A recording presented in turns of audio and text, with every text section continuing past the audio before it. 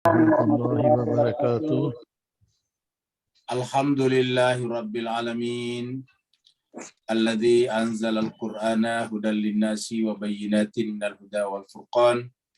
Asyhadu an la ilaha illallah wahdahu la syarikalah wa asyhadu anna Muhammadan abduhu wa rasuluh wa habibuhu wa khatamun nabiyyin wal mab'uts rahmatan lil alamin. Allahumma salli ala habibina wa syafi'ina wa maulana Abil Qasimil Mustafa Muhammad. Allahumma salli ala Muhammad wa ali Muhammad. Allahumma salli ala Muhammad wa ali Muhammad. Allahumma salli ala Sayyidina Muhammad wa ala alihi wa sahbihi wa man tabi'ahum bi ihsan ila yaumil amma ba'd. Bapak Ibu saimin saimat rahimakumullah, pertama-tama mari kita memperbarui kembali puji dan syukur kita kehadirat Allah Subhanahu wa taala karena setiap pertemuan kita, setiap derap nafas kita, setiap jantung kita bekerja, maka setiap saat itu juga kenikmatan selalu kita dapatkan dari Allah SWT. Jemaah sekalian, pada petang hari ini kita akan mendapatkan atau memasuki surat baru, surat Al-Hujurat, surat yang ke-49. Al-Hujurat juga masih berbicara tentang Nabi Muhammad Sallallahu Alaihi Wasallam, karena hujurat artinya kamar-kamar, dan kamar yang dimaksud adalah kamarnya Nabi Muhammad. Jadi mulai daripada surat Muhammad, surat Al-Fat, surat Al-Hujurat ini masih berkaitan dengan tema yang sama, yaitu Nabi Muhammad. Kalau surat yang pertama Muhammad adalah berkaitan dengan Nabi di Mekah ketika menghadapi penentangan dari orang-orang kafir Quraisy. Kemudian surat Al-Fat ketika Nabi di Madinah, lalu kemudian kembali lagi ke Mekah. Memasuki Mekah namanya Fathul Makkah. Terus kemudian Al-Hujurat berbicara lagi Nabi ketika di Madinah, yaitu bagaimana etika berjumpa dengan Nabi Muhammad. Apa yang terjadi kalau kita berbicara dengan Nabi, suaranya keras atau suaranya lembut. Itu dibicarakan di dalam surat Al-Hujurat. Dalam Al-Hujurat juga dibicarakan tentang pentingnya perdamaian, pentingnya juga melakukan tabayun. Tabayun itu adalah klarifikasi. Jadi kalau kita mendapatkan berita menurut Al-Quran harus diklarifikasi. Itu dibicarakan di dalam surat Al-Hujurat. Nah, jemaah sekalian, marilah kita memasuki screen kita, layar kita untuk belajar dan membaca surat 49, surat Al-Hujurat, ayatnya 1-10. Ustadz kita berdokter belum ada yang hadir ya? Ada Ustaz Syafi'i, Ustaz. Oh, Ustaz Syafi'i. Alhamdulillah Ustaz Syafi'i bersama dengan kita. Semoga beliau berkenan untuk memandu kita, membaca, melantunkan, mentadarusi kitab suci Al-Quran, kitab yang datang dari Allah SWT, surat 49 ayat 1-10. Kepada Ustaz kita, Ustazuna Ustaz Syafi'i Saleh, kita mintakan dengan segala hormat untuk memandu kita, membimbing kita membaca Al-Quran, supaya kita juga bisa belajar baca Al-Quran, tadarus dengan makhraj yang benar, dengan ucapan-ucapan yang benar, dan kita dengarkan suara Ustaz kita, Ustaz Syafi'i, termasuk suara yang indah. Kepada beliau kita persilakan dengan segala hormat. Fadhal Ustaz. Syukran Ustaz. Assalamualaikum warahmatullahi wabarakatuh. Waalaikumsalam warahmatullahi wabarakatuh. أعوذ بالله من الشيطان الرجيم. بسم الله الرحمن الرحيم. أعوذ بالله من الشيطان الرجيم. بسم الله الرحمن الرحيم. يا أيها الذين آمنوا لا تقدموا بين يدي الله ورسوله. يا أيها الذين الذين آمنوا لا تقدموا بين يدي الله ورسوله واتقوا الله إن الله سميع عليم واتقوا الله إن الله سميع عليم يا أيها الذين آمنوا لا ترفعوا أصواتكم فوق صوت النبي يا أيها الذين آمنوا لا ترفعوا أصواتكم فوق صوت النبي ولا تجهروا له بالقول كجهر بعضكم لبعض أن تحبط أعمالكم ولا تجهروا له بالقول كجهر بعضكم لبعض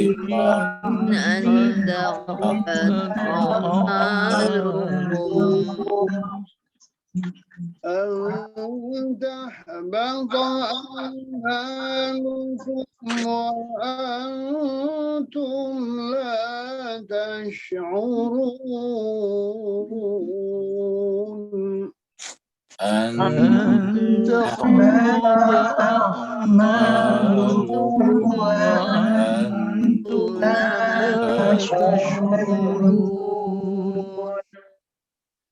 إن الذين يغضون أصواتهم عند رسول الله إن الذين يغضون أصواتهم عند رسول الله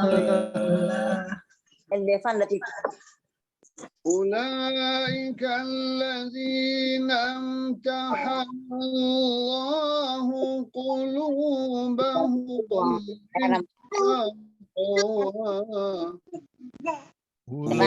أولئك الذين امتحن الله قلوبهم للتقوى لهم مغفرة وأجر عظيم لهم مغفرة وأجر عظيم إن الذين ينادونك من وراء الحجرات أكثرهم لا يعقلون إن الذين ينادونك من وراء الحجرات أكثرهم لا يعقلون ولو أنهم صبروا حتى تخرج إليهم لكان خيرا لهم ولو أنهم صبروا حتى تخرج إليهم لكان خيرا لهم والله غفور رحيم والله غفور رحيم. يا أيها الذين آمنوا إن جاءكم فاسق بنبأ فتبينوا يا أيها الذين آمنوا إن جاءكم فاسق بنبأ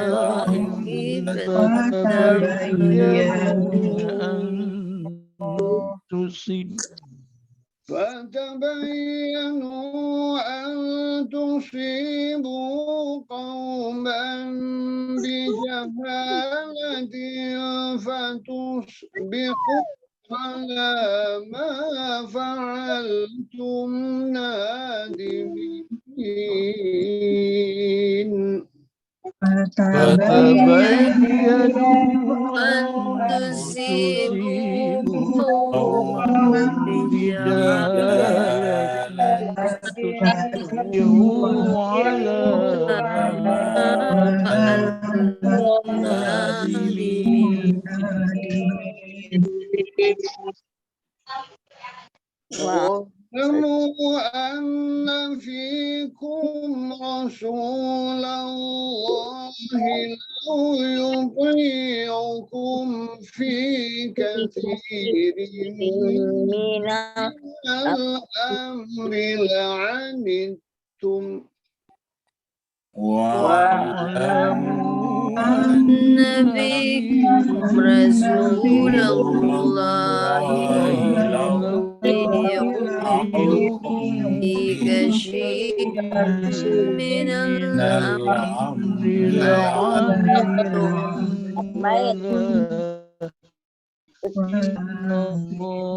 ولكن الله حبب إليكم الإيمان وزينه في قلوبكم ولكن الله حبب إليكم الإيمان وزينه في قلوبكم وكره إليكم الكفر والفسوق والعصيان وكره إليكم الكفر والفسوق والعصيان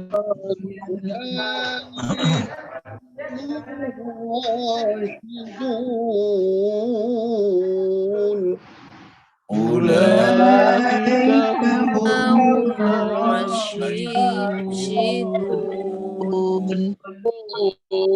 لم من الله ونعمة والله عليم حكيم. فضلا من الله والله عليم. وإن طائفتان من المؤمنين اقتتلوا فأصلحوا بينهما وإن طائفتان من المؤمنين اقتتلوا فأصلحوا بينهما فإن بغت إحداهما على الأخرى فقاتلوا التي تبغي حتى تفيء إلى أمر الله فإن وجدناهما على الكفر فقالوا لن نبتغي حتى تفيء إلى أمر الله فإن فاءت فأصلحوا بينهما بالعدل وأقسطوا فإن فأصلحوا بينهما بالعدل وأقسطوا إن الله يحب المقسطين إن الله يحب المقسطين إنما المؤمنون إخوة فأصلحوا بين أخويكم إنما المؤمنون إخوة فأصلحوا بين أخويكم واتقوا الله لعلكم ترحمون واتقوا الله لعلكم ترحمون صدق الله العلي العظيم صدق الله العلي العظيم اللهم صل وسلم وبارك على رسول الله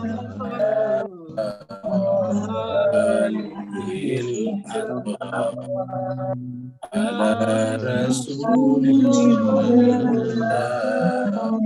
وآله الأطهار اللهم صل على محمد وآل محمد اللهم صل على محمد وآل محمد اللهم صل على محمد وآل محمد وأجر فرجهم أهل العدو والدين إنسان الله.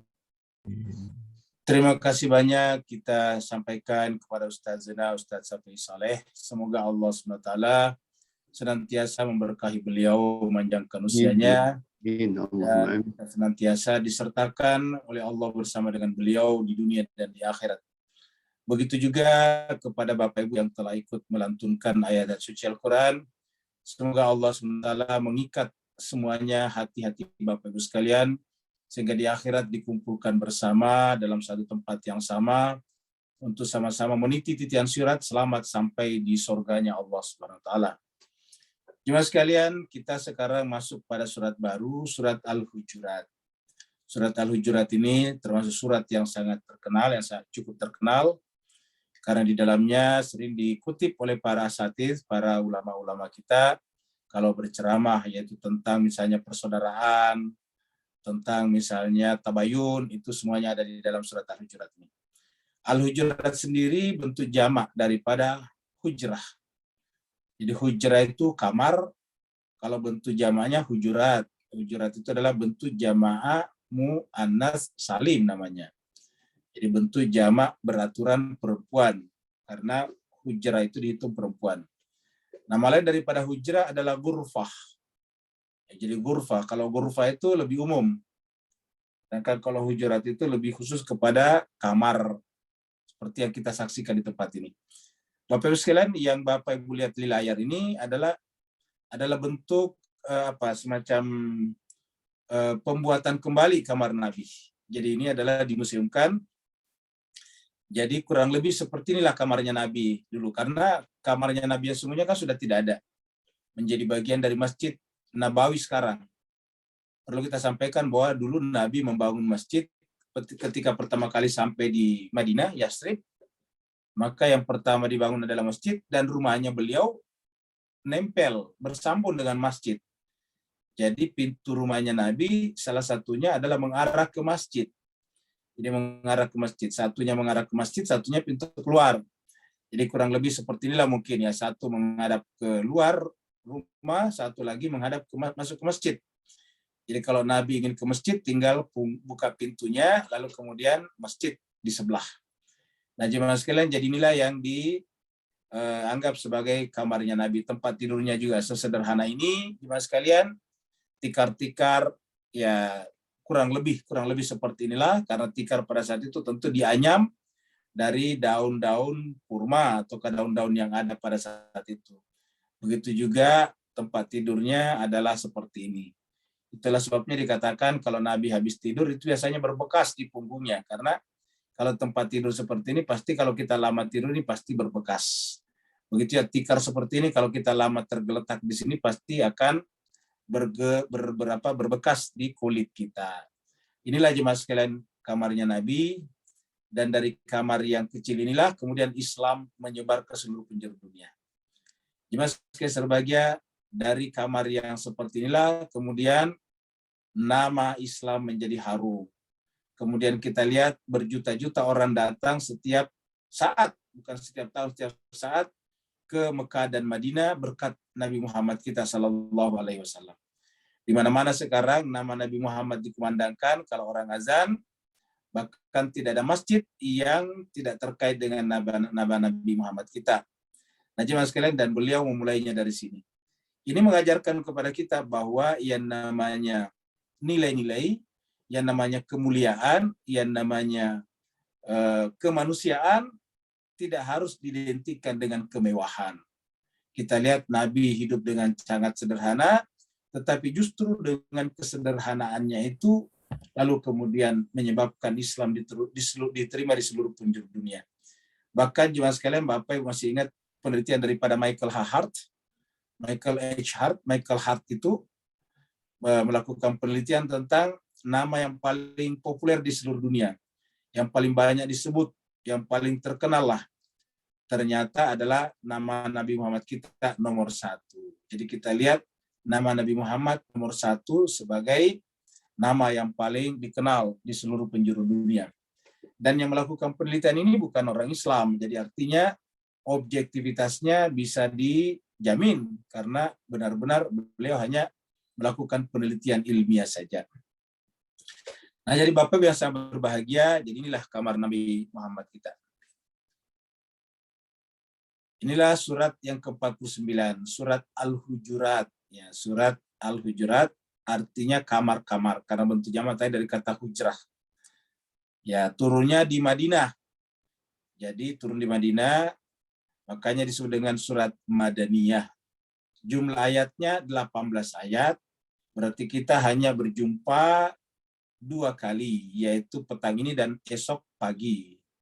Jemaah sekalian, setelah 49, kita masuk pada surat 50, surat Qaf. Tetapi jemaah sekalian, karena besok hanya tinggal 1 kali pertemuan, karena besok ini adalah kemungkinan besar puasa terakhir. Jadi kemungkinan besar besok puasa terakhir, 29 puasa kita, yang berpuasa sejak hari Sabtu, berarti besok sudah 30 puasanya. Maka sangat mungkin yang memulai hari Sabtu dan memulai hari Ahad, Minggu, itu akan sama-sama berlebarannya, yaitu hari Senin. Artinya besok hari Ahad, hari Minggu adalah hari terakhir bulan Ramadan. Dan berarti bahwa pertemuan kita sorenya juga terakhir.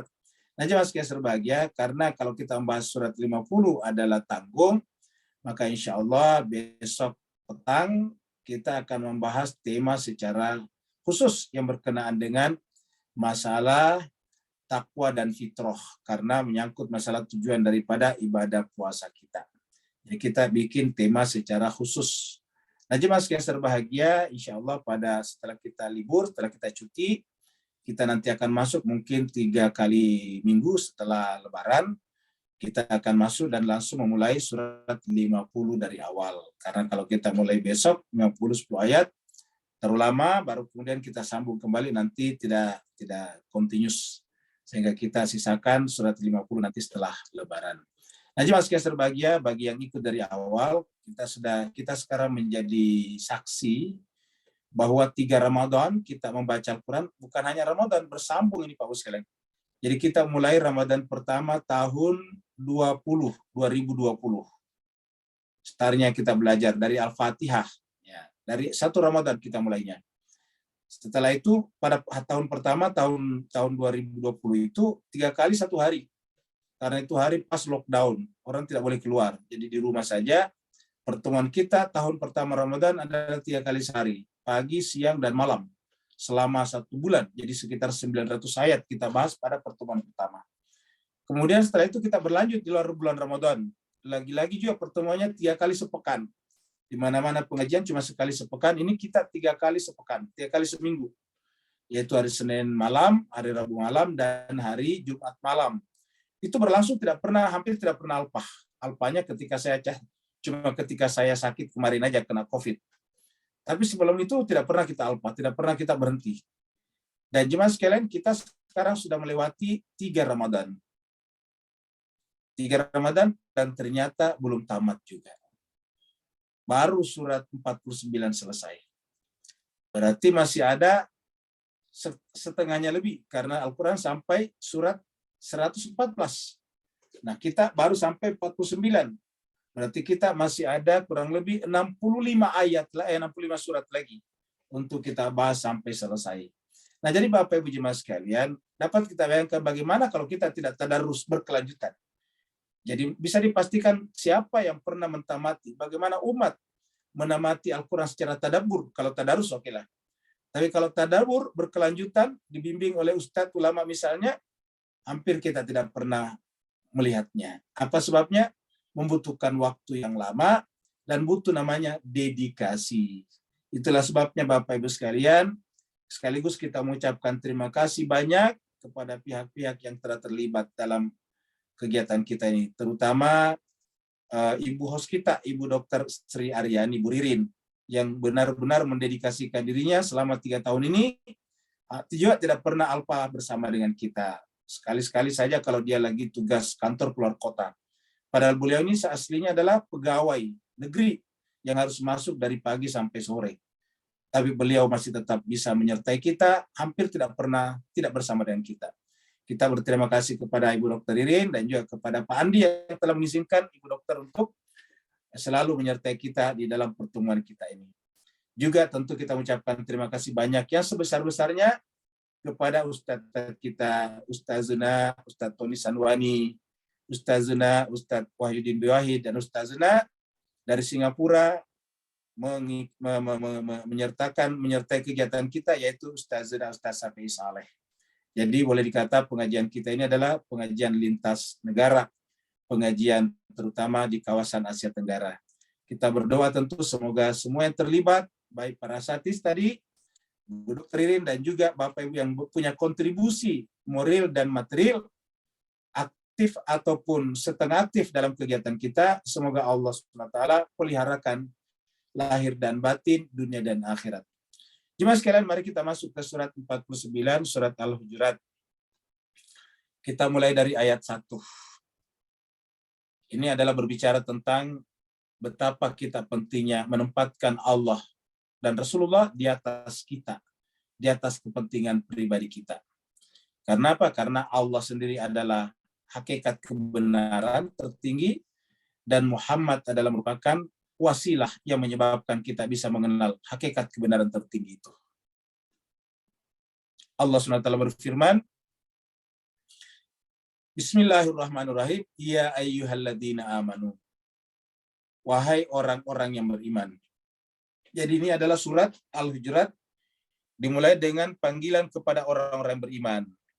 Di dalam Al-Quran, sangat sedikit surat yang dimulai dengan ini. Di antaranya yang dimulai dengan Ya ayyuhalladzina amanu adalah surat Al-Maidah. Surat Al-Maidah juga permulaannya ya ayyuhalladzina amanu aufu bil uqud.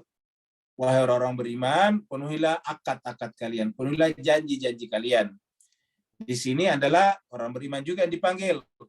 Kalau di surat Al-Maidah dimulai dengan setelah orang beriman dimulai dengan fi'il amr, aufu itu penuhilah, maka di sini setelah ya ayyuhalladzina amanu larangan. Jadi bedanya di situ. Jadi kalau surah Al-Maidah ya ayyuhalladzina amanu aufu itu adalah kata kerja perintah, penuhilah akad-akad kalian. Aufu bil uqud, penuhilah akad-akad kalian. Kalau di sini adalah ya ayyuhalladzina amanu, la, ini adalah la-nya, jadi larangan. Ya.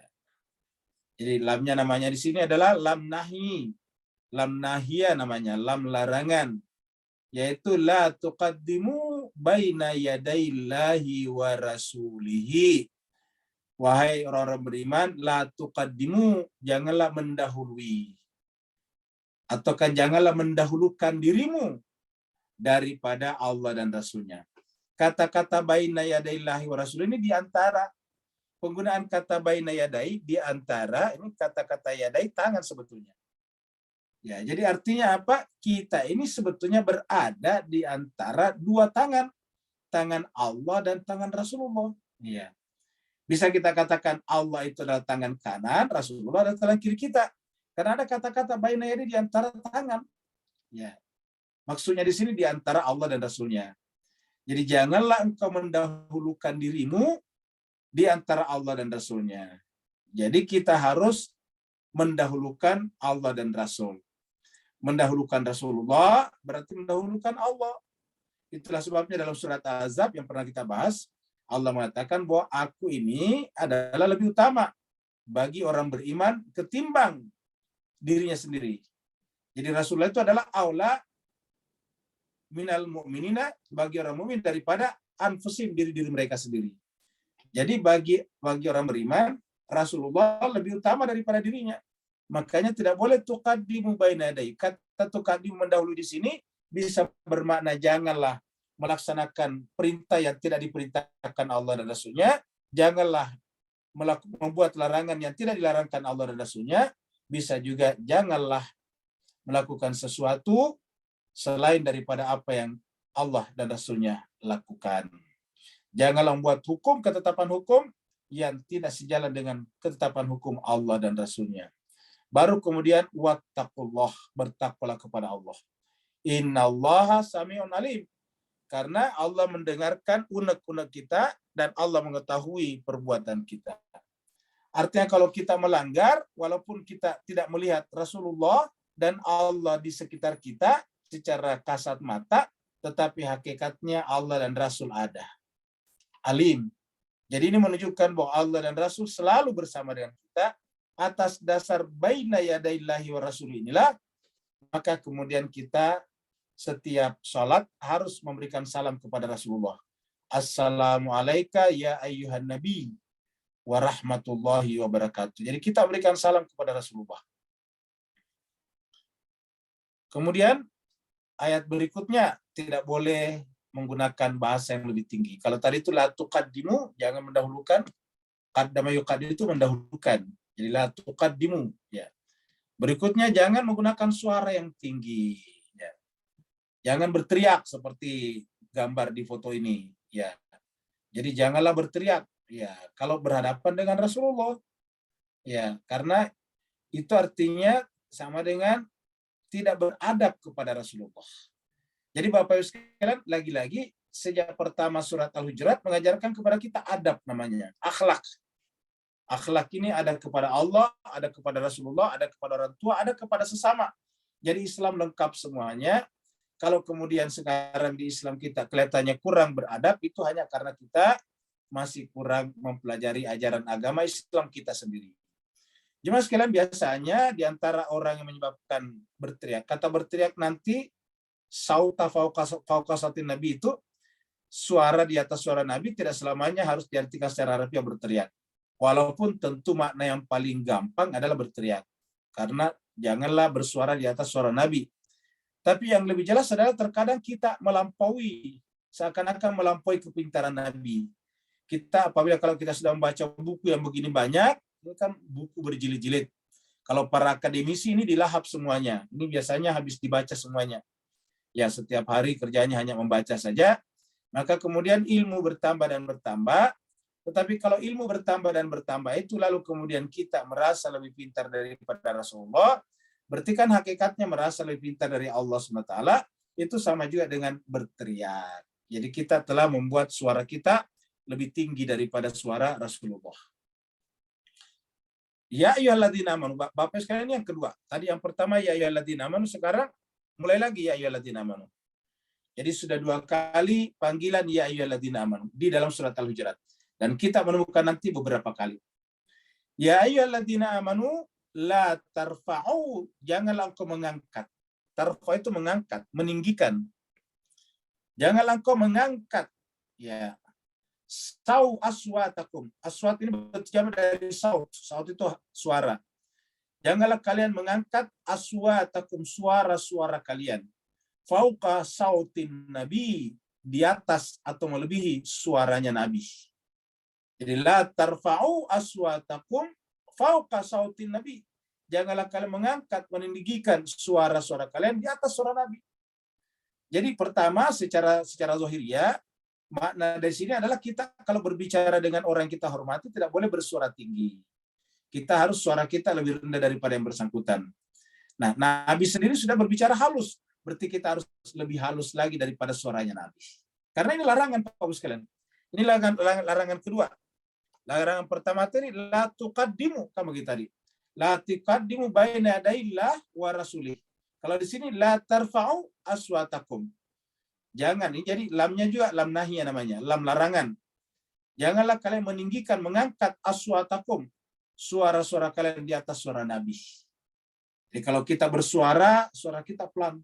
Ini juga kita lakukan kepada orang tua kita. Jangan pernah kita sebagai anak bersuara lebih tinggi daripada suara orang tua kita. Itulah adab kita terhadap orang tua. Ya, jadi kalau orang tua berbicara, kita harus mendengarkan. Tidak boleh kita meninggikan suara kita, apalagi menggunakan kata wala taqul lahuma uffin. Jangan menggunakan kata ya karena itu sudah dianggap durhaka. Nah, apatah lagi kalau itu adalah Rasulullah. Itu makna zahirnya. Makna lainnya apa? Yaitu jangan sampai pendapat kita yaitu seakan-akan mengalahkan pendapat Nabi, atau kita menganggap pendapat Nabi itu keliru. Ya, kita menganggap pendapat Nabi pada saat itu keliru sehingga ditegur oleh orang lain. Ini menunjukkan bahwa tidak mungkin ada orang yang berhak menegur Nabi dalam hal agama. Kan biasa kita dengar itu ada yang menegur Nabi, dan hebatnya lagi Allah menerima teguran itu. Ini jelas bertentangan dengan ayat ini. Jadi ayat ini mengatakan janganlah kita berpendapat lebih daripada pendapat Nabi. Kita sudah melewati baiat di sebuah pohon yang namanya baiat Ridwan di kemarin di Hudaybiyah, yaitu pada saat itu ada beberapa orang yang keberatan dengan keputusan Nabi, maka dianggap itu adalah mengangkat suaranya lebih tinggi daripada suara Nabi. Maka Nabi merendahkan kembali dengan cara apa? Memperbarui baiat. Ya, tahta syajarah, di bawah sebuah pohon. Jadi namanya tahta syajarah, di bawah sebuah pohon. Nah, jadi Bapak Ibu sekalian berbahagia, jadi baiat itu dalam rangka meredam suara itu agar semuanya kembali lagi berkenan dengan Nabi, lebih rendah suaranya secara batiniah. Secara lebih dalam lagi, yaitu bahwa Nabi adalah patokan, role model kita dalam segala hal. Terutama dalam hal masalah-masalah ilahiyat, masalah-masalah ketuhanan. Jadi, dari sisi akhlak, dari sisi ibadah, Nabi itu adalah role model kita. Dan Nabi mengatakan, pada suatu hari ada orang yang kerjanya cuma di masjid, terus beribadah. Terus kemudian sahabat mengadukan kepada Rasul, ya Rasulullah, itu sahabat kita yang satu kerjanya cuma di masjid beribadah terus-menerus. Bagaimana pendapat kamu itu tentang sahabat yang seperti itu? Nabi mengatakan, panggillah orang itu ke sini. Panggillah orang itu. Dia katakan bahwa kamu punya istri, punya, kata dia. punya anak, punya kata dia, punya keluarga. Nah, kalau kamu punya keluarga, masing-masing punya haknya, kata Nabi. Istrimu punya hak kepada kamu, anak-anakmu juga punya hak kepada kamu. Kesimpulannya, keluarga kamu itu punya hak kepada kamu. Yang terbaik di antara kalian dari sisi keagamaan tentu saya, karena agama ini dari saya. Sayalah yang ditunjuk Allah sebagai penerus penyampai agama kepada kalian. Sementara saya juga ada saatnya dengan istri saya, ada saatnya dengan anak cucu saya, ada saatnya dengan masyarakat, ada saatnya sholat ya sholat, tetapi tidak boleh menyita seluruh waktu kita sampai kemudian tidak ada kesempatan untuk kegiatan lain. Termasuk mencari nafkah di situ, kata Nabi. Jadi Nabi itu mengatakan mencari nafkah adalah satu kewajiban. Kamu harus mencari nafkah untuk keluarga kamu. Nah, jadi jemaah sekalian sebagai ini menunjukkan bahwa kalau ada orang yang beribadah atau melakukan agama seperti itu, sampai tidak mengurusi keluarganya, tidak mencari nafkah untuk istri dan anaknya, maka pada dasarnya telah salah, menyimpang dari sisi keagamaan. Apa sebabnya? Karena Nabi adalah role model kita. Kecuali kalau yang bersangkutan itu masih belajar. Jadi la tarfa'u aswatakum fawqa sautin nabi wa la tajhar lahu bil qaul. Jadi ini adalah suara, kemudian kalau suara yang keluar la tajhar, jangan sampai keras. La tajharu, janganlah engkau bersuara jahar. Ini kata-kata la tajhar itu jahar. Lahu terhadap Nabi bil qauli pada saat berbicara. Kajahri ba'dikum li ba'din, seperti mana kalian bersuara keras sebagian kalian terhadap sebagian yang lain. Jadi jemaah sekalian, ayat ini mengajarkan kepada kita bahkan sampai tata krama berbicara, tata krama bertutur kata kepada sesama di antara kita. Jadi ada level-levelnya masing-masing itu dan sudah dengan adab. Ada tata cara berbicara kalau teman dekat, sahabat teman sekolah misalnya. Kemudian ada tata krama kalau berbicara dengan orang yang lebih muda dari kita. Ada tata krama yang berbicara tentang orang yang kita masih asing bagi kita. Ada tata krama kalau kita berbicara dengan orang yang lebih kita muliakan. Ada tata krama kalau kita berbicara dengan orang yang lebih tua daripada kita. Begitulah seterusnya. Jadi semuanya ada tata kramanya, ada adabnya. Karena agama itu adalah adab. Jadi ada kata-kata lain, ad-dinu wal adab. Agama itu adalah adab. Kalau tidak beradab, tidak ada lagi agama baginya. Di hadis lain dikatakan agama itu nasihat. Kalau tidak mampu menasihati dirinya, berarti tidak ada agama baginya. Ada lagi ayat, agama itu adalah akal. Kalau tidak ada akal, berarti tidak ada agama baginya. Ad-dinu wal akal. La dina liman la aqla lahu. Jadi akal, nasihat, adab hakikatnya sama. Ya, karena adab itu adalah perbuatan yang keluar dari akal sehat, sedangkan nasihat itu adalah sesuatu yang keluar dari mulut kita yang bersumber dari akal sehat. Jadi sama. Jadi asalnya daripada akal sehat, akal, rasionalitas. Lalu kemudian keluar dalam bentuk kata-kata, nasihat namanya, keluar dalam bentuk perbuatan, adab namanya. Ya. Nah, jadi Bapak sekalian tiga-tiganya tidak bisa dipisahkan. Jadi agama adalah akal sehat, agama adalah nasihat, agama adalah adab. Tidak ada agama bagi orang yang tidak menggunakan akalnya, artinya tidak beragama orang yang tidak menggunakan akalnya, tidak beragama orang yang tidak melakukan nasihat atau tidak mendengarkan nasihat, dan tidak beragama orang yang tidak beradab. Bapak Ibu sekalian, kalau dalam bahasa Melayu kita di Asia Tenggara, ya kalau misalnya tidak beradab, itu biasanya lawannya sangat kasar, nggak bagus ya. Biasanya kalau dikatakan kalau tidak beradab kan lawannya namanya mohon maaf biadab kan begitu. Jadi kata biadab itu kan kasar bagi kita. Kalau biadab kan berarti dianggap tidak beradab ya. Jadi tidak beradab berarti biadab. Nah, la tajharu lahu bil qauli kajahri ba'dikum li ba'din. Janganlah engkau meninggikan suara pada saat berbicara sebagaimana kamu meninggikan suara ketika berbicara sebagai kalian terhadap sebagian yang lain. Apa sebabnya? Kelihatannya sederhana, yaitu cuma masalah suara, aswat, saut. Kelihatannya masalah jahar. Tetapi Bapak Ibu sekalian, ini membatalkan amal-amal perbuatan. Antahbata a'malukum. Perbuatan seperti itu adalah menghapuskan amal-amal perbuatan kalian. antah bata amalukum. Apa yang bisa kita tangkap dari sini Bapak Ibu sekalian? Apa nasihat, apa intisari, apa mutiara yang bisa kita ambil dari sini? Yaitu bahwa kita dalam berbicara tidak boleh mengganggu privasi orang lain. Tidak boleh mengganggu privasi orang lain. Ya. Bahkan termasuk Nabi sendiri. Nabi sebetulnya tidak terganggu, tapi ini adab. Tidak boleh mengganggu privasi Nabi, tidak boleh mengganggu privasi Nabi. Nah, jemaah sekalian, begitu juga kepada manusia lain.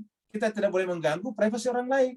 Itulah sebabnya jemaah sekalian berbahagia, dalam beribadah sekalipun, ini jangan sampai kita mengganggu privasi orang lain.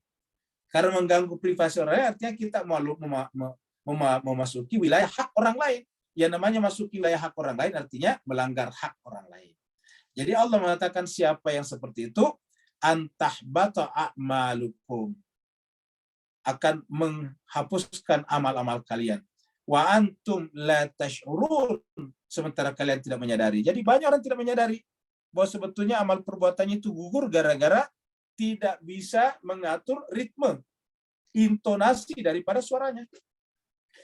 Jadi salah satu pelajaran penting dalam beragama, Pak Ustaz, adalah mengatur intonasi, mengatur ritme daripada suara kita. Agar kita tahu kepada siapa, dengan siapa kita berbicara. Nah, begitu tingginya adab daripada Islam. Jadi Bapak Ibu jemaah sekalian berbahagia, sayang seribu sayang Bapak Ibu sekalian ya. Mohon maaf juga kepada saudara-saudara kita yang kalau bulan Ramadan seperti ini, untuk kepentingan sunnah, bahkan justru cenderung misalnya mengganggu privasi orang lain. Ya, mengaji sampai larut malam menggunakan speaker yang besar. Padahal mengaji itu kan adalah individual sifatnya. Mengaji, tapi jangan sampai mengganggu orang lain.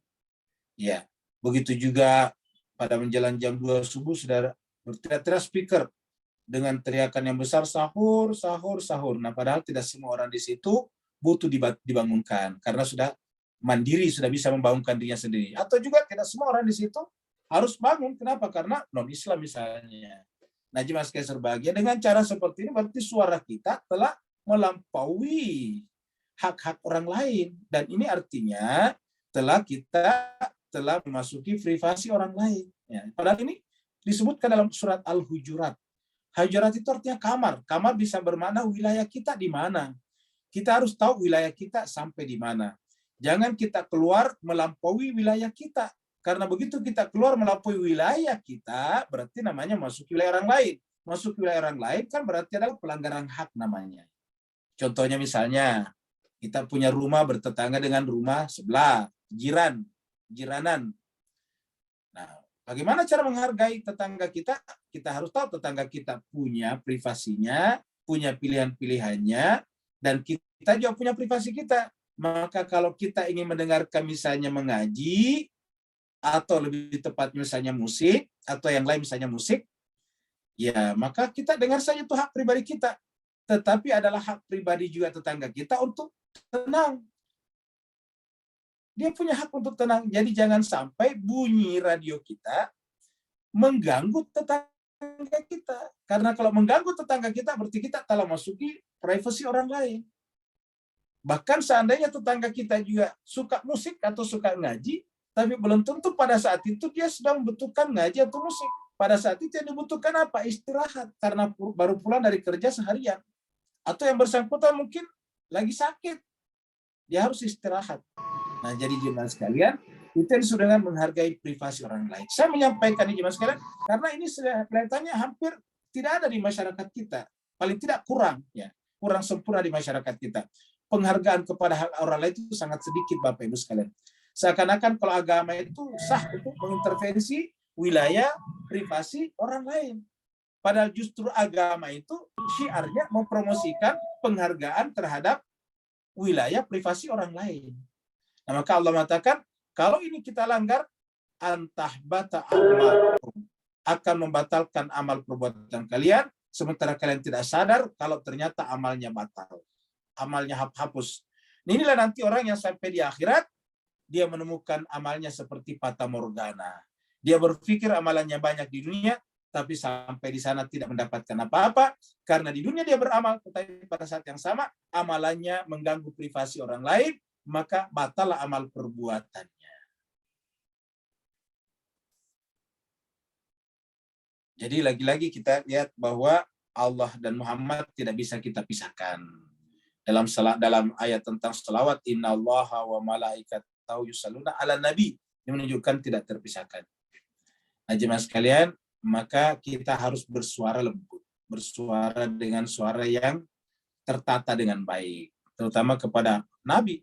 Karena kalau kita bersuara kasar kepada Nabi, keras, berarti hakikatnya kepada Allah. Karena Nabi Muhammad ini adalah perwakilan, representasi Allah kepada kita. Ya, ambasadornya Tuhan.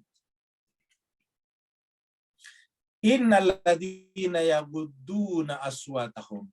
Nah, di sini kalau tadi di sana mengecam, orang yang bersuara keras, tajharu. Nah, sekarang adalah yaghudduna, yaitu yang merendahkan suaranya. Sesungguhnya orang-orang yang yaghudduna, merendahkan aswatahum, suara-suara mereka, inda Rasulillah, di sisi Rasulullah. Walaupun Rasulullah aslinya apa? Pemaaf. Tapi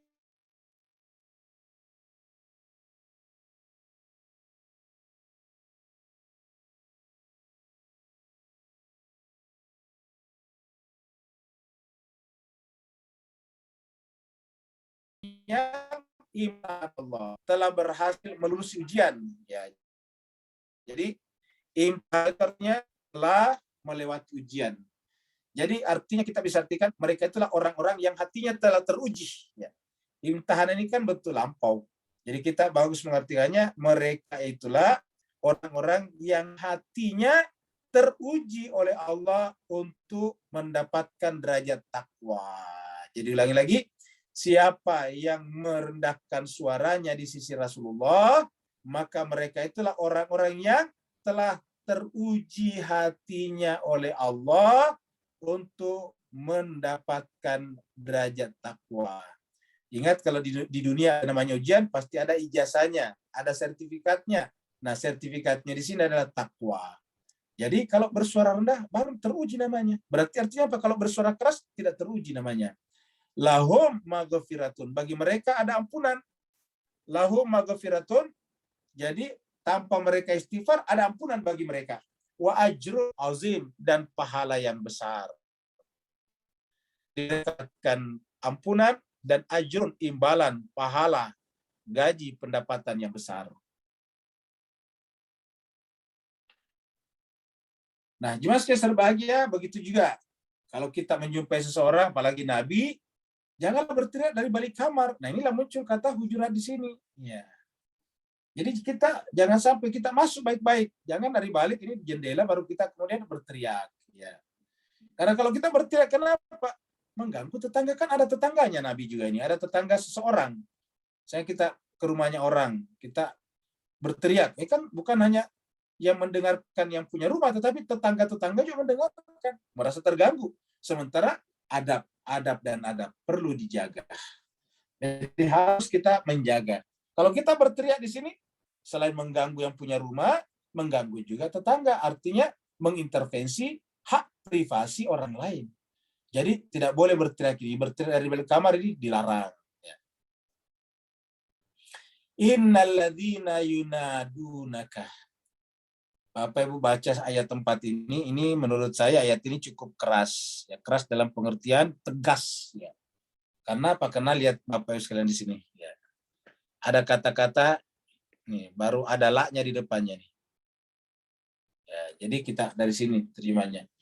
Innalladzina, sesungguhnya orang-orang yang, sesungguhnya orang-orang yang yunadunaka, menyeru kamu Muhammad. Iya, meneriaki kamu Muhammad, min wara'il hujurati, dari belakang kamar, dari balik kamar. Jadi maksudnya dari luar rumah berteriak. Seperti tadi gambar kita buat. Orang-orang yang berseru, memanggil engkau Muhammad, kaknya Muhammad. Jadi kaknya di sini adalah Nabi Muhammad. Ya. Orang-orang yang memanggil kaum Muhammad, min wara'il hujurat, dari belakang kamar, dari balik kamar, maksudnya dari luar. Aksaruhum, kebanyakan mereka la yaqilun, tidak menggunakan akal. Ini kan tegas sebetulnya. Orang seperti itu tidak menggunakan akalnya, tidak menggunakan akal. Berarti apa? Tidak beragama. Kenapa? Adinu wal akal, agama itu akal. Ya, agama apa? Adab. Adinu wal adab. La dina liman la adabalahu. Tidak ada agama bagi orang yang tidak beradab, tidak punya adab baginya. Jadi min wara'il hujurati aksaruhum la yaqilun. Kebanyakan mereka adalah tidak menggunakan akalnya. Ya, jadi hujurat ini dari sini muncul kata surat al-hujurat. Ini bentuk jamaknya. Hujurat menjadi hujurat. Ya. Jadi min wara'il hujurat. Jadi bagaimana kalau kita ingin menjumpai seseorang? Ya kita mengetok-ngetok ala kadarnya saja. Jangan ngetok-ngetok seperti seperti terlalu besar. Mengetok-ngetok ala kadarnya saja. Sekedar untuk didengarkan oleh sahibul bait. Dalam adab itu cuma sekali mengetok-ngetok, ya ngetok-ngetok, 1 kali ketokan, 3 kali tok-tok-tok, berhenti. Kasih waktu. Belum ada yang kita dengarkan. Setelah berselang beberapa detik atau 1-2 menit, ngetok lagi. Belum ada lagi kita dapatkan respon dari dalam. Ngetok lagi. Maksimal 3 kali. Setelah 3 kali selesai, kita harus berbaik sangka. Boleh jadi sahibul baitnya tidak ada di dalam, atau sahibul baitnya sedang istirahat sehingga tidak menyadari kehadiran kita. Dan kita pulang baik-baik. Tidak boleh sampai memaksakan kehendak. Itulah adab dalam Islam. Ya, itulah adab dalam Islam. Bahkan jemaah sekalian, begitu tingginya adab dalam Islam, kalau kita mengetok-ngetok pintu, setelah kita mengetok-ngetok pintu, kita ambil posisi miring. Jangan menghadap ke dalam. Itu etikanya, itu adabnya Islam. Itu sunnah Nabi. Jadi kalau kita telah mengetok pintu, jangan berdiri depan pintunya, tapi meminggir, jangan menghadap ke dalam. Harus menghadap ke samping, bukan menghadap ke dalam rumah. Ketika ditanya saya, kenapa ya Rasulullah? Dia katakan, siapa tahu tiba-tiba yang bersangkutan keluar, auratnya tidak tertutup. Ya. Jadi oleh sebab itulah maka kita mengambil posisi miring, jangan di depan pintunya. Ya. Nah Allah mengatakan, innalladzina yunadunaka min wara'il hujurat aksaruhum la yaqilun. Kebanyakan mereka tidak menggunakan akalnya. Jadi Islam ini adalah adabnya sangat tinggi, Bapak Ibu sekalian. Cuma Bapak sekalian kita tidak bisa terlalu panjang karena waktu kita sangat terbatas. Ini baru ya tempat ya. Nah jemaah sekalian, intinya adalah sabar. Tidak ada adab tanpa kesabaran. Makanya ada kata-kata man sabara zafara. Siapa yang sabar, maka dia pasti akan beruntung. Di tempat lain dikatakan, kalau dia sabar, Allah menyertainya. Innallaha ma'a sabirin. Nah jemaah sekalian berbahagia, sabar dalam ibadah harus dibawa keluar. Jadi kalau kita dalam ibadah kan harus sabar, tidak boleh tergesa-gesa. Harus sabar, apalagi ini adalah berkelanjutan. Ini dilakukan setiap hari 5 kali. Ya, 1 kali 4 rakaat, 4 rakaat, 3 rakaat, 4 rakaat, belum lagi sunah-sunahnya. Dan itu sampai kapan? Sampai kita meninggal, luar biasa. Maka kesabaran dalam beribadah harus dibawa keluar wilayah ibadah mahda, yaitu ke masyarakat. Dalam pergaulan sehari-hari. Walau annahum sabaruna, seandainya mereka sabar. Tadi kita bicarakan, kalau kita mengetok harus sabar. 1 kali ketokan, 3 kali tok tok tok, sabar. Nunggu beberapa detik. Belum ada respon, ngetok lagi 3 kali tok tok tok.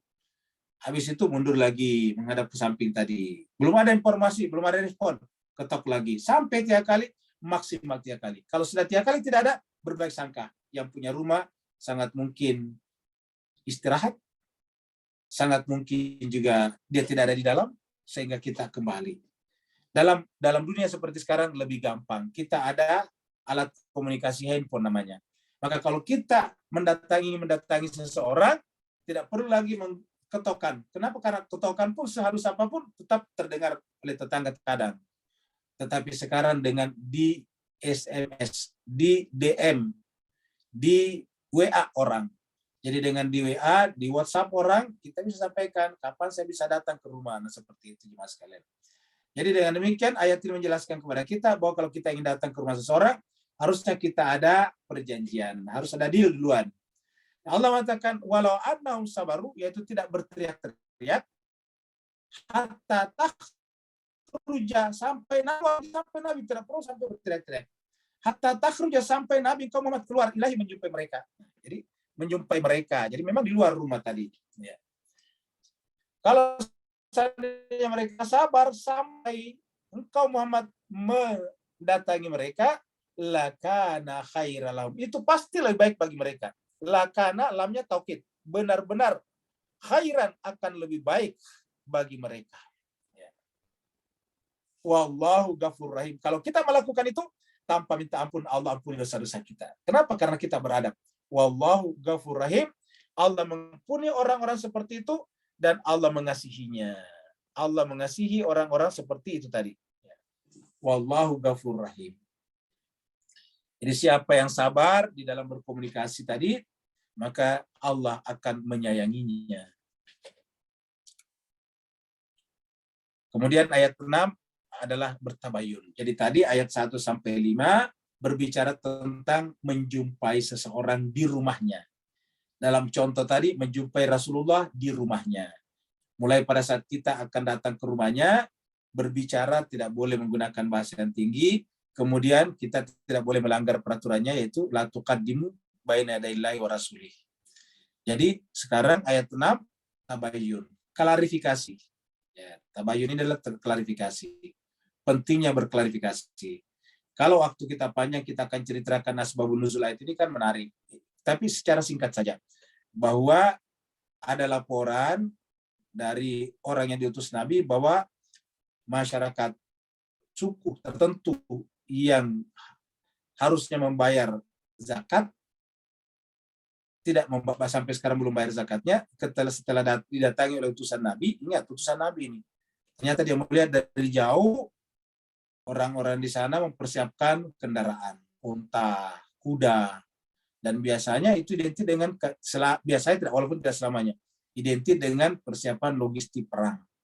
Maka dia balik melapor kepada Nabi. Jadi wahai Rasulullah, suku itu ternyata bukan akan membayar pajak, tetapi dia akan memerangi kita. Nah, ini kan laporannya berbahaya. Nah, untungnya Nabi itu kan tadi orangnya sabar dan rasional, tidak percaya begitu saja. Tabayun, kirim orang lain, bukan lagi orang itu, kirim orang lain. Orang lain itu bukan dikirim untuk membuktikan, tapi suruh masuk di sana, menyamar.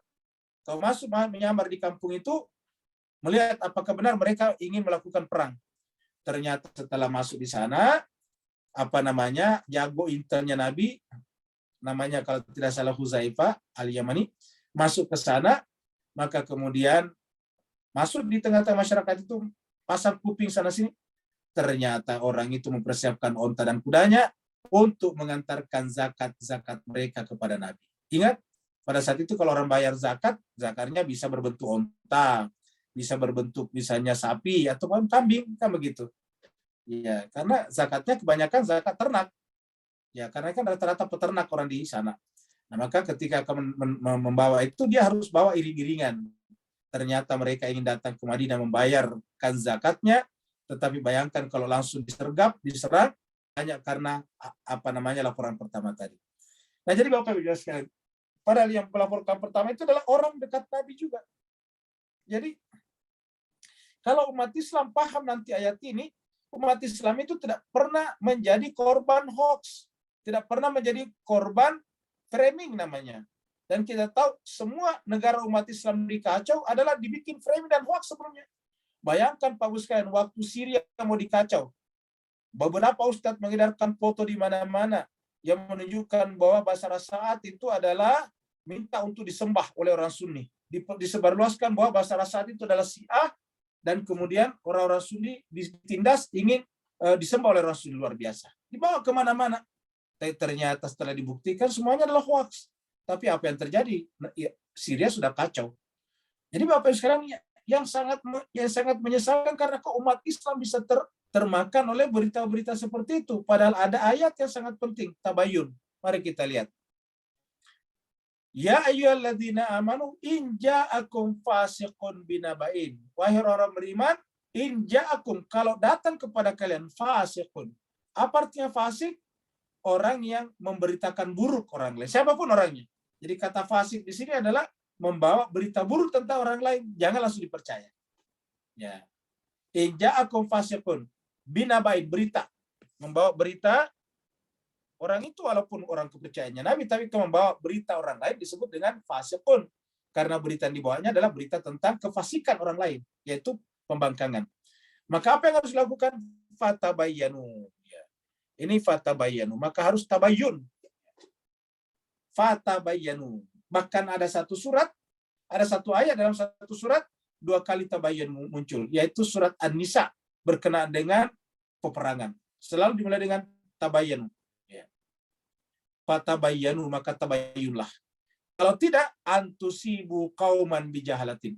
Kamu akan menimpakan, tusibu itu menimpakan satu kaum, menimpakan apa? Menimpakan petaka karena bijahalatin, karena kurang klarifikasi, karena ketidaktahuan. Bahkan secara bahasa ini jahal ini dengan kebodohan kalian. Artinya tidak dapat informasi yang memadai, kita kemudian menindaklanjuti laporan tersebut, berita tersebut. Tadi ingat gambar kita, tidak semua katanya adalah faktanya. Tidak semua katanya adalah juga faktanya. Ya. Jadi makanya supaya kita tahu apakah itu fakta atau hanya katanya, butuh klarifikasi. Jadi fatabayyanu an tusibu qauman bijahalatin. Nanti kalau sudah terjadi fatusbihu ala ma fa'altum nadimin. Nanti setelah itu kemudian menyesal. Ya.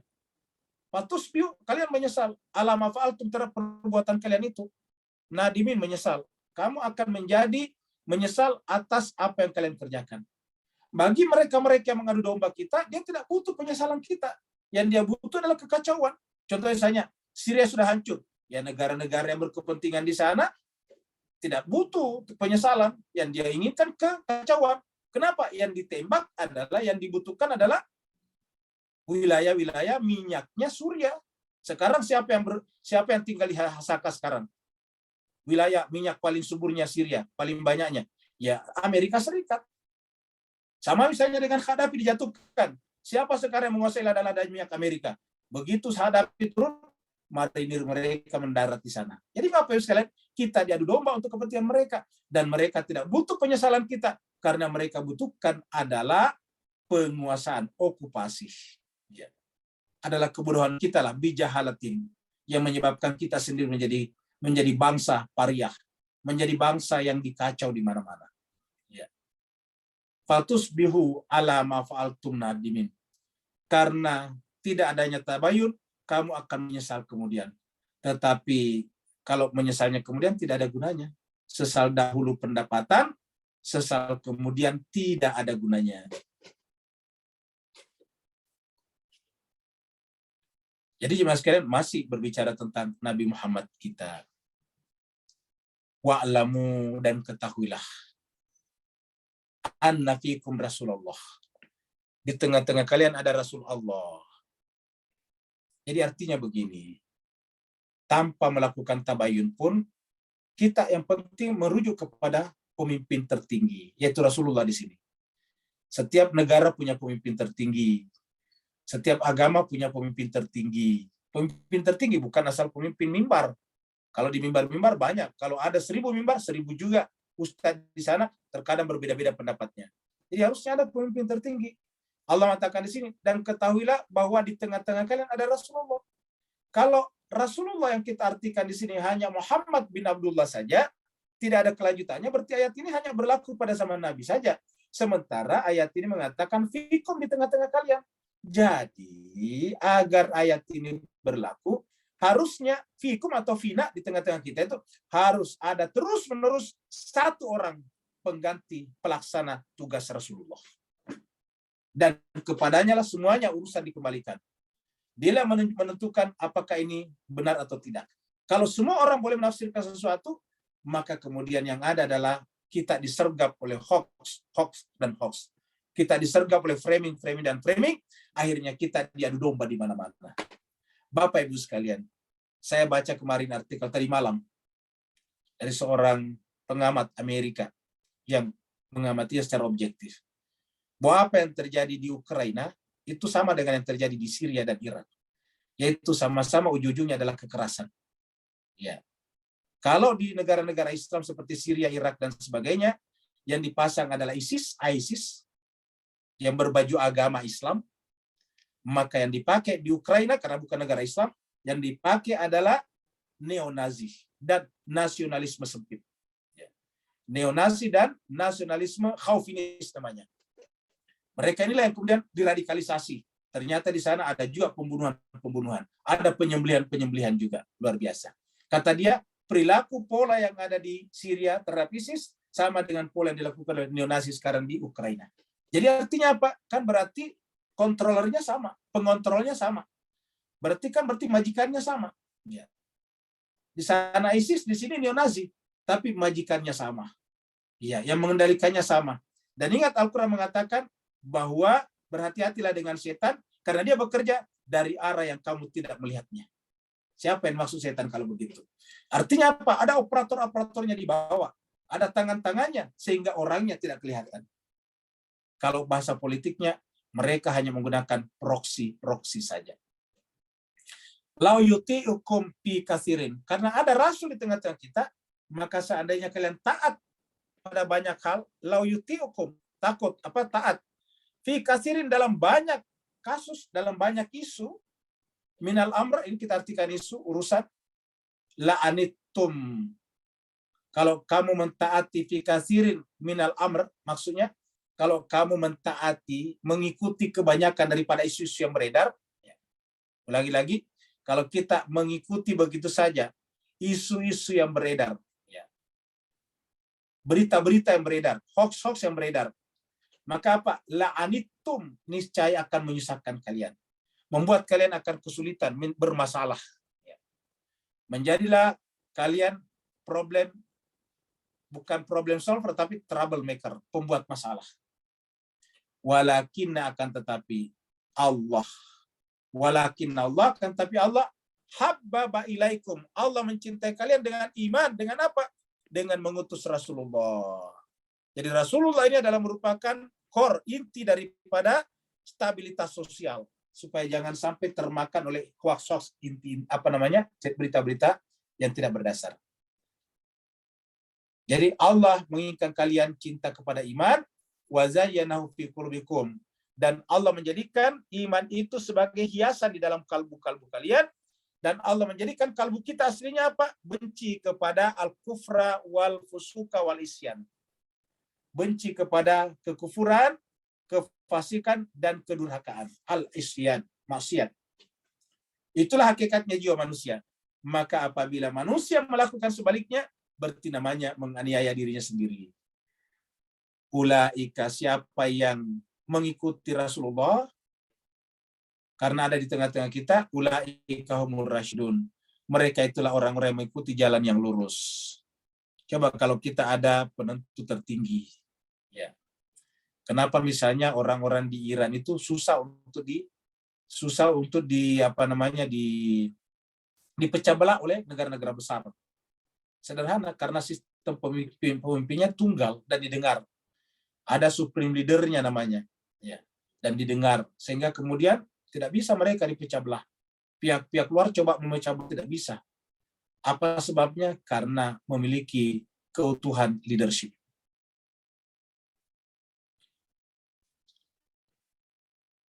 Nah, jelas berbahagia kalau kita mengikuti tadi Nabi, maka itu adalah karunia tertinggi.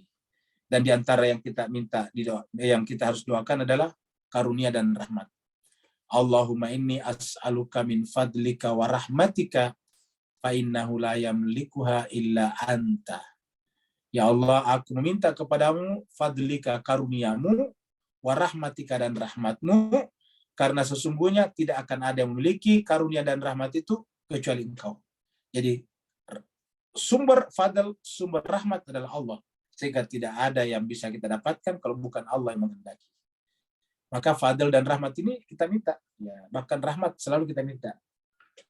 Ya, misalnya Assalamualaikum warahmatullahi, itu kita doakan supaya dapat rahmat. Kita masuk masjid.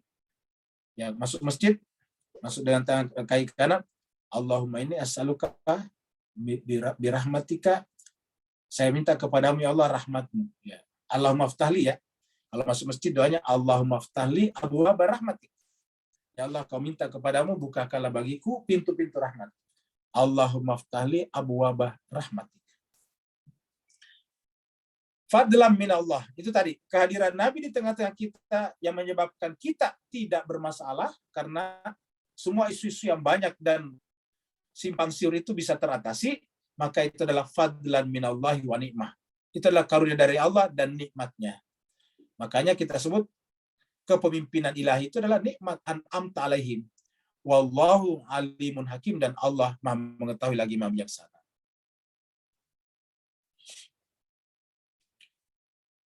Ini adalah berperang. Apabila terjadi perang, maka harus didamaikan. Jadi damaikanlah. Kalau terjadi perang, damaikan. Jangan justru memprovokasi supaya terjadi perang terus-menerus dengan membuat tuduhan-tuduhan palsu. Seperti sekarang. Harusnya OKI, kalau OKI kan negara-negara muslim ya, harusnya itu berjuang bagaimana menghentikan perang antara Saudi dengan Yaman. Karena Saudi adalah Islam, Yaman juga Islam. Jadi pertanyaannya, siapa yang melaksanakan ayat ini nih? Wa in ta'ifatani minal mu'minin. Apabila orang mukmin itu terbagi dua, ini ta'ifatan, menjadi dua golongan, ya. Minal mu'minin iqtatalu, lalu kemudian saling berperang satu sama lain. Berdasarkan ayat ini, fa'aslihu bainahuma, damaikanlah di antara keduanya. Jangan justru menjadi kompor, mengompori salah satu dari keduanya. Jadi kata-kata damaikanlah, yaitu hentikanlah peperangan. Fa'aslihu bainahuma. Sekarang jemaah sekalian, sudah 7 tahun Saudi menyerang Yaman. Siapa yang mendamaikannya? Tidak ada. Yang lain pada menjadi penonton saja. Inilah yang dikatakan Nabi bahwa Al-Quran diabaikan. Ya Rabbi, inna qaumi ittakhadul Qur'ana mahjura. Wahai Tuhanku, ya Rabbi, Tuhanku, inna qaumi, sungguhnya kaumku menjadikan Al-Quran mahjur. Contohnya ini. Siapa sekarang yang berusaha mendamaikan Saudi dengan Yaman? Tidak ada. Ya. Satu-satu yang diuntungkan di sana siapa? Ya, pabrik senjata di Eropa dan Amerika. Karena Saudi harus membeli senjata terus-menerus. Pembuat pesawat-pesawat tempur. Saudi punya? Enggak punya. Semuanya dari Eropa, dari Jerman, dari Prancis, dari Inggris, dari Amerika. Jadi siapa yang kaya raya dengan di atas darah umat Islam? Ya lagi-lagi kaum kapitalis yang memanfaatkan kekacauan-kekacauan di negara lain untuk menjual senjata. Jadi inilah kita jemaah sekalian berbahagia. Bayangkan kalau orang negaranya diperangi selama 7 tahun, dapat Bapak Ibu bayangkan berapa lama nanti dibutuhkan untuk membangun kembali negara itu. Katakanlah sekarang damai, berapa lama, berapa puluh tahun dibutuhkan untuk membangun kembali infrastruktur negara itu. Ya. Maka Allah mengatakan, wa in ta'ifatani minal mu'minin. Sekarang orang Islam semuanya cuma diam jemaah sekalian. Kita sekarang di bawah hanya mempermasalahkan masalah-masalah kecil tentang tidak boleh adanya ada patung di dalam rumah. Itu saja dibicarakan terus-menerus. Ya. Tentang tidak bolehnya nama suami ikut di belakang nama istri. Tentang yang kita bicarakan kemarin, pemberian nama, yang ditanyakan Max. Cuma di situ-situ aja, muter-muter di situ. Padahal kita saksikan umat Islam itu terakhir sekarang Pakistan bakal dikacau lagi. Ya. Jadi Bapak Ibu jemaah sekalian berbahagia, kita lihat Afghanistan ditinggalkan, tetapi sekaligus mereka, Amerika meninggalkan di sana apa? Bom waktu, yaitu memelihara kelompok-kelompok yang meledakkan. Sekarang kemarin mesti diledakkan lagi. Itu tidak mungkin dari kalangan Taliban. Pasti adalah mereka yang tidak ingin mereka damai. Karena kalau damai Afghanistan, maka artinya tidak bisa mereka membangun. Tidak bisa mereka membangun, artinya tidak bisa mengupgrade sumber daya manusia mereka. Ya. Mereka akan terjadi seperti itu terus-menerus. Maka Allah mengatakan harusnya kalau ada perang, didamaikan. Fa'in bagat ihdahuma. Apabila salah seorang sudah dimaikan itu berbuat aniaya lagi, maka hentikanlah alal ukhra yang akhir. Yang lain maksudnya. Faqatilul lati tabghis. Maka perangilah yang aniaya itu, yang melanggar perjanjian. Hatta tafi'a, sampai apa? Bukan membunuhnya, tetapi memaksa dia kembali kepada ila amrillah, hukum Allah. Fa'in fa'at, apabila tidak berhenti, kembali kepada perdamaian, fa'aslihu, maka damaikanlah bainahuma. Jadi intinya adalah fa'aslihu bainahuma bil adli, dengan seadil-adilnya, waqsitu, dan berbuat adillah. Innallaha yuhibbul muqsitin, Allah mencintai orang-orang yang berbuat adil. Kalau sudah selesai jemaah sekalian, harus memaafkan, harus bersaudara kembali. Allah mengatakan setelah tadi perang, innamal mu'minuna ikhwah. Sesungguhnya orang-orang mukmin itu adalah bersaudara. Ya. Orang-orang mukmin itu bersaudara. Ya. Nah, Mas Keser bahagia, ada orang ingin menentang ayat ini mati-matian. Yang disebut mukmin cuma dirinya saja, yang berbeda pendapat dianggap kafir. Bahkan tidak disebut agama. Coba lihat saudara-saudara kita sebagian menyebut orang Syiah itu bukan Syiah, tetapi agama Syiah. Luar biasa. Luar biasa kata-kata. Dan ini Ustadz yang mengatakan begitu. Tidak menyebut agamanya sebagai ulama, tetapi Pak Pendeta. Luar biasa. Ya. Ini kita bisa lihat video-videonya beredar. Yang dipanggil Ustadz. Nah, jadi Bapak Ibu Mas Keser bahagia artinya apa? Mereka sendiri melanggar ayat-ayat ini. Dan ini menunjukkan, dipertanyakan keulamaan mereka. Jangan-jangan mereka adalah orang-orang dipasang di tengah-tengah umat Islam untuk menciptakan friksi dan perpecahan. Karena kita tahu imperialisme hanya bisa bertahan apabila terjadi perpecahan. Ingat kata-kata divide and pecah dan kemudian perintah. Ya, divide and impera. Innamal mu'minuna ikhwatun. Sungguhnya orang itu beriman itu bersaudara. Jadi tanpa mempertanyakan apakah dia Syafi'i, Maliki, Ja'fari, Sunni atau Syiah, pokoknya orang mukmin bersaudara. Karena bersaudara, faslihu baina akhawaikum. Damaikanlah saudara-saudara kalian. Dan kita juga sebagai orang beriman, marilah kita menyadari ini. Jangan kita suka menggunakan bahasa yang bersifat sinistik kepada kelompok ataukah sahabat kita yang lain. Jangan pernah. Marilah kita saling memuliakan, saling menghormati. Kita boleh menyatakan pendapat kita, tapi tidak boleh menyindir-nyindir, apalagi merendahkan tokoh-tokoh yang orang lain muliakan. Apa sebabnya? Kita mengatakan orang beriman itu bersaudara. Innamal mu'minuna ikhwatun. Karena bersaudara, faslihu baina akhawaikum. Wattaqullah. Bertakwalah kepada Allah. Bagaimana cara bertakwa? Puasa. Disinilah pentingnya puasa. Wattaqullah la'allakum turhamun. Bertakwalah kepada Allah. Mudah-mudahan kalian dirahmati Allah Subhanahu wa Ta'ala. Bapak Ibu sekalian, mudah-mudahan bermanfaat. Lagi-lagi waktu kita tidak cukup sebetulnya untuk membahas. Akhirnya kita seperti dikejar-kejar dengan 10 ayat ini, tapi tidak apa-apalah.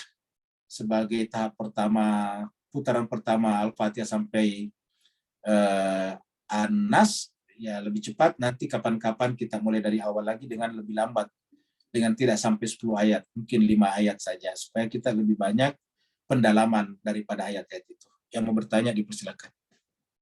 Waalaikumsalam. Waalaikumsalam warahmatullahi taala wabarakatuh.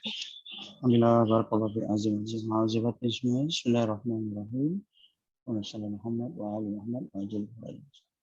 Ustaz, ayat terakhir wattaqullah la'allakum turhamun boleh umumnya terguna dalam pelbagai keadaan bahawa takwa membuka pintu seluasnya rahmat Allah dalam kehidupan kita dunia akhirat. Beri pencerahan Ustaz, barakallahu fiikum. Jadi Mas sekalian, pertanyaan Pak Nur adalah di ayat 10 ini. Wattaqullaha la'allakum turhamun. Jadi Bapak Ibu kalau kita lihat ini ya, pertama kita urut lagi dari awal. Perintah pertama Allah apa? Belajar. Ya, belajar. Karena dengan belajar kita dapat ilmu. Tidak mungkin orang berilmu kalau tidak belajar. Dengan ilmu kita dapat apa? Iman. Karena tidak bisa beriman kalau tanpa ilmu.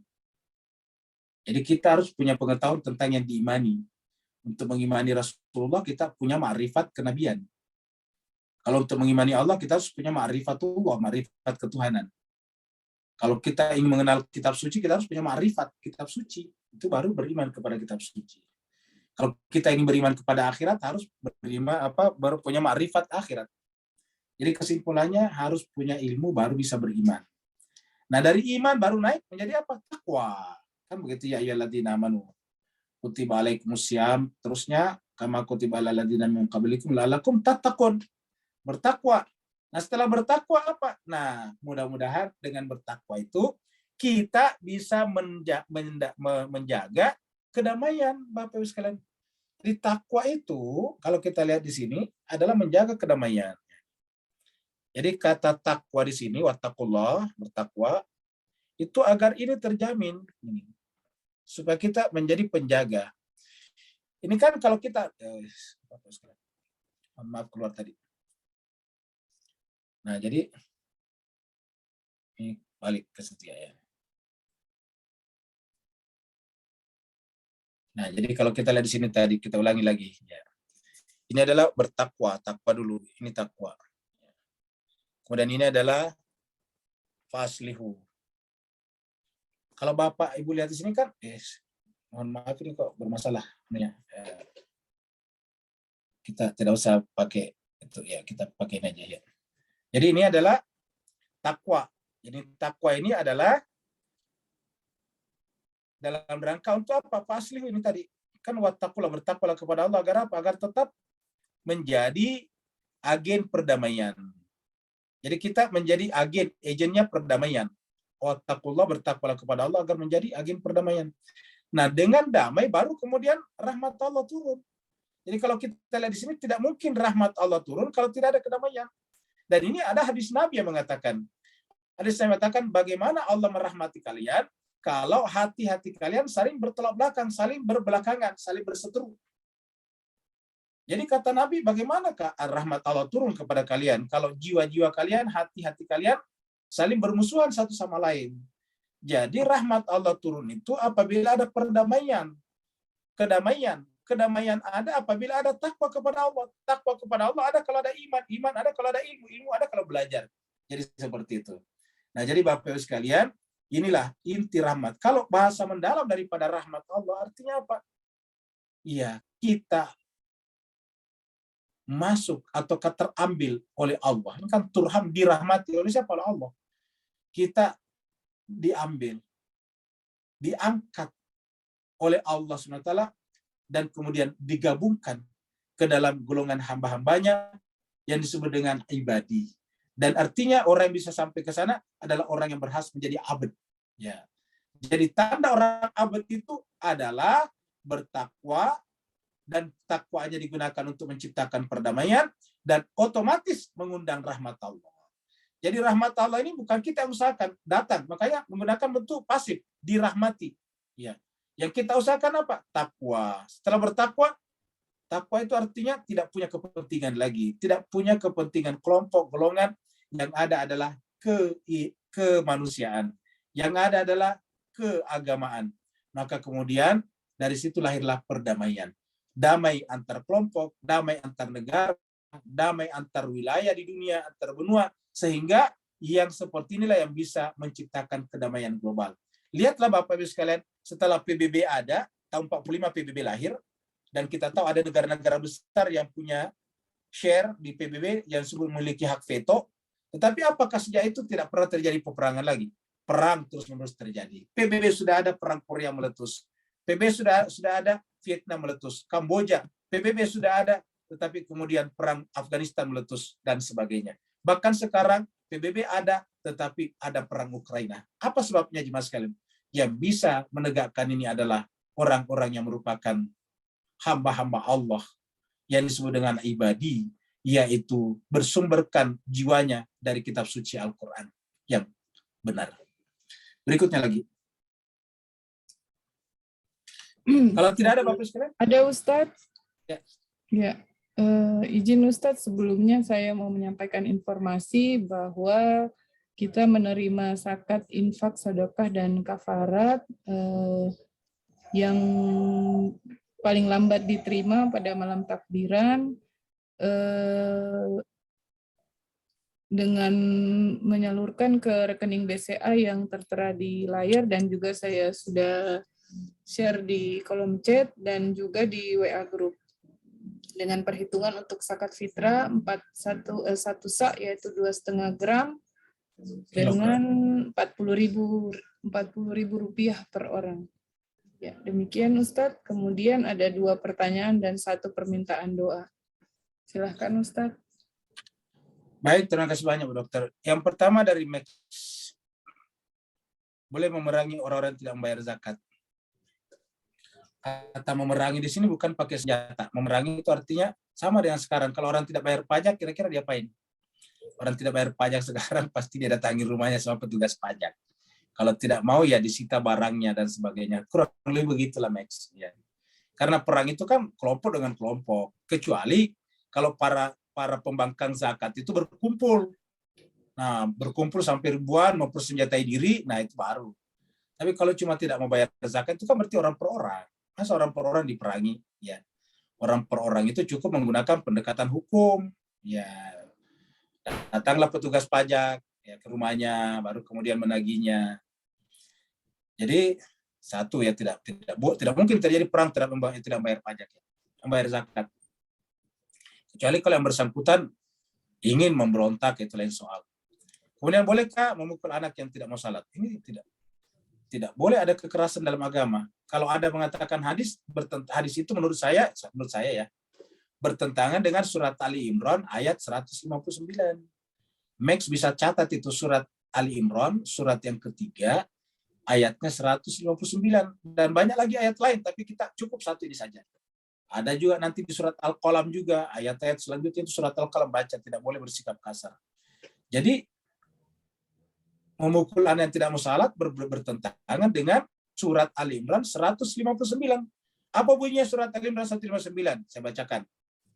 Fabima rahmatin minallah. Disebabkan karena rahmat dari Allah Muhammad, lintalahum, kamu bersikap lemah lembut kepada manusia.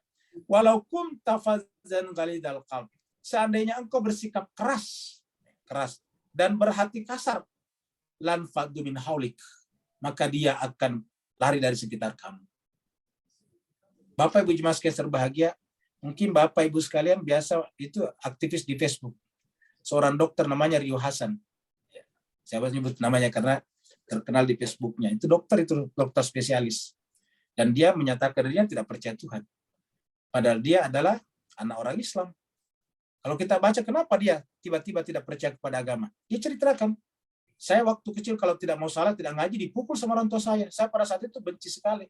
Kok agama mengajarkan kekerasan? Apalagi kita anak-anak yang harusnya disayangi, kok bisa dipukul seperti itu atas nama agama? Bagi dia ini tidak masuk akal. Jadi sekarang dia mendeklarasikan dirinya tidak bertuhan. Iya. Dan saya kira banyak yang seperti ini di masyarakat kita. Oleh sebab itulah, ingat, banyak di antara kita sekarang orang Islam yang pindah agama. Ya, jadi, dan saya kira kalau kita telusuri jiwanya, di antaranya adalah punya pengalaman-pengalaman yang tidak menyenangkan di dalam Islam. Jadi sebab itulah memukul anak yang tidak salat ini tentu bagi saya secara pribadi bertentangan dengan surat Ali Imran ayat 159. Kemudian dari Pak Burhan, berdasarkan apa yang terkandung dari surat Al-Hujurat,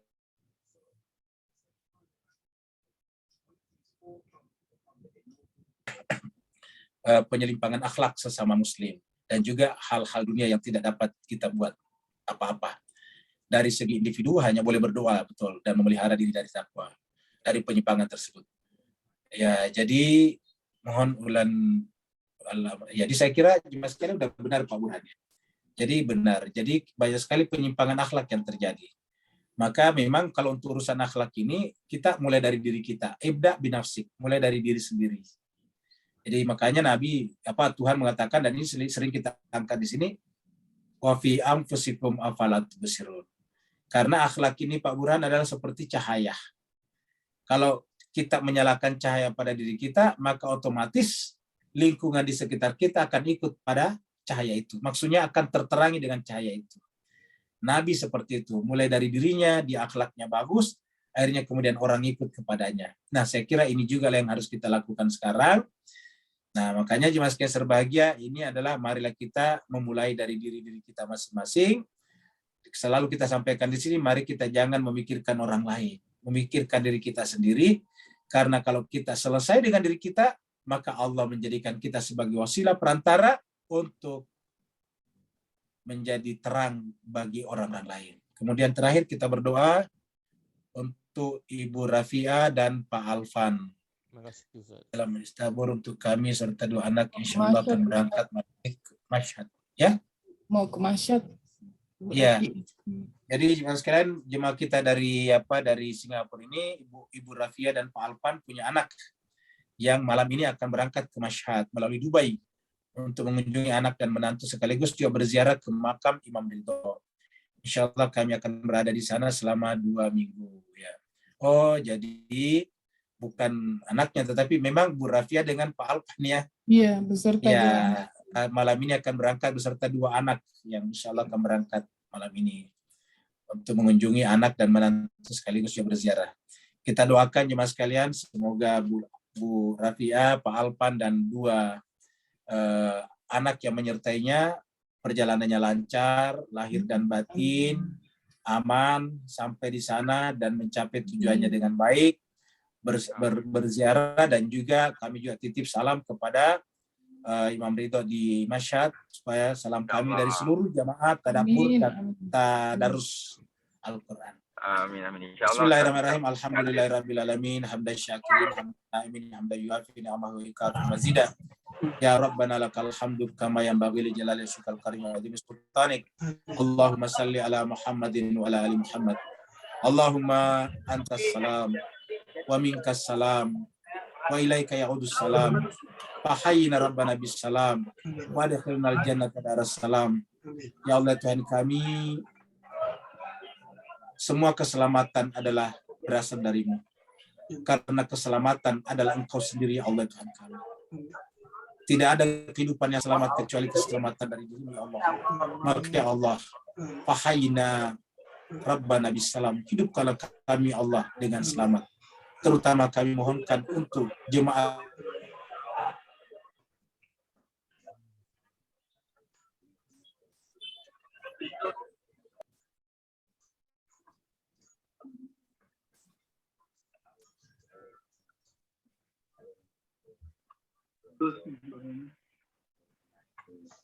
Hilang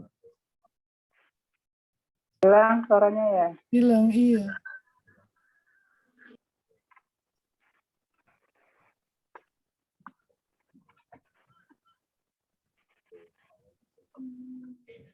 Ya Allah ya Tuhan kami, berikanlah keselamatan kepada keduanya dengan keselamatan yang sempurna.